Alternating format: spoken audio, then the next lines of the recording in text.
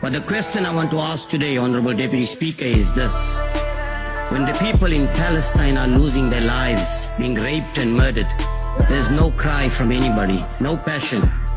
When the same thing happens in Syria, we hear nothing. When the same thing happens in Libya, we hear nothing. When the same thing happens in Iraq, we hear nothing. When the Ukrainians are violating the rights of other Ukrainians, particularly in the Donbass region, there's nobody crying for those people. What is the reason for that? What about India? Why is there nobody in this country raising the concerns of the Indian minorities, of the Christians and the Muslims whose rights are being violated by the Indian government? Nobody in this country is saying anything about it.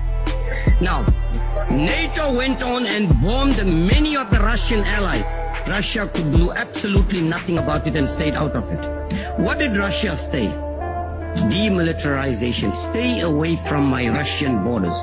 If you notice what has been happening since 1990, they are coming closer and closer and closer to the Russian border until they will make Russia so weak that Russia will have no other option but to give in to them. That is what it is all about. But who is the root cause of this whole problem? It is clearly the West and the United States of America that is the root cause of all the mayhem and chaos and destruction all over the world. Let's talk about the biological laboratories which is funded by the Pentagon in Ukraine. Where is it coming from? Why are they getting involved in those?